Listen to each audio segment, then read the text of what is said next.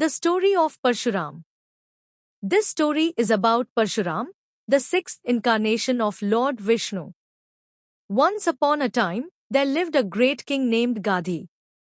He had a beautiful daughter called Satyavati.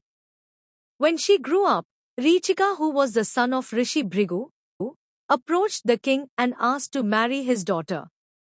The king said that the groom had to pay a bride price of 1,000 white horses, with each having one black ear.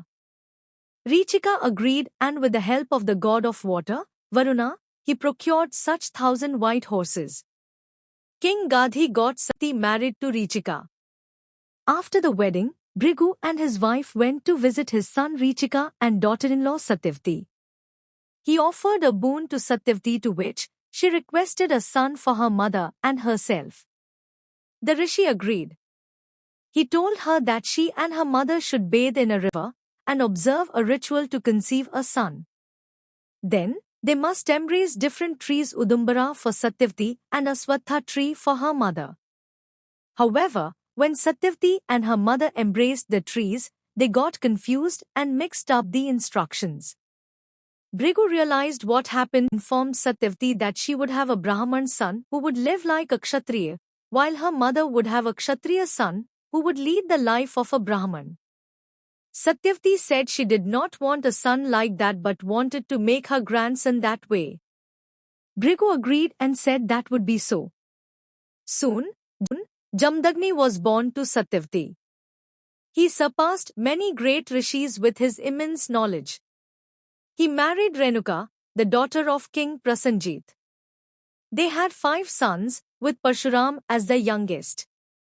Parshuram, despite being the youngest, was superior to others and was the one who ended up as the grandson with a Kshatriya life.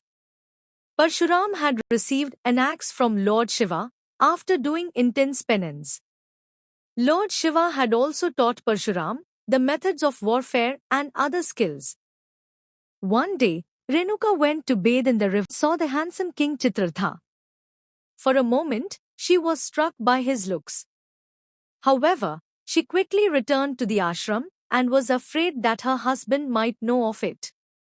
As guest, Jamdagni knew of her distraction and was angry at her. When his sons returned to the ashram, he ordered them to kill their mother. All the 4 older sons refused to do so. Parshuram arrived a while later. When his father gave him the same order, he grabbed an axe and beheaded her. Jamdagni told his son that he performed a tough task and was pleased with him.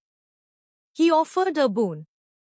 Parshuram asked for his mother to be revived. Jamdagni instantly granted the boon to his son.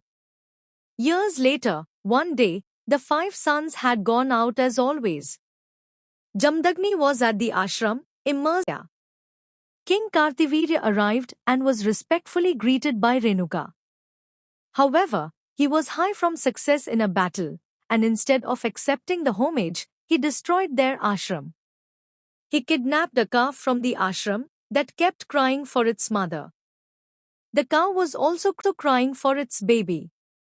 When Parshuram returned, Jamdagni told him what happened. Furious, Parshuram rushed at Kartvirya and chopped off his 1,000 arms. He killed the king and reunited the calf with its mother. The news reached Kartvirya's sons, who attacked the ashram when Parshuram wasn't around. They killed Jamdagni, who called out for his son to save him. By the time Parshuram returned with firewood, it was too late. His father was dead. A furious Parshuram killed all of Kartvirya's sons. However, he didn't stop this time. He continued to hunt and kill the Kshatriyas. Anyone who wielded arms was killed. He did this 21 times. Then, his grandfather, Richika, appeared before Parshuram and asked him to stop. Parshuram agreed. He conducted a grand sacrifice, constructed a golden altar, and gifted it to Rishi Kashyap. With his permission, the other Brahmins divided it into equal parts, while Parshuram relocated to live on Mount Mahendra. He will be the martial guru of Sri Kalki, who is going to be the last avatar of Lord Vishnu.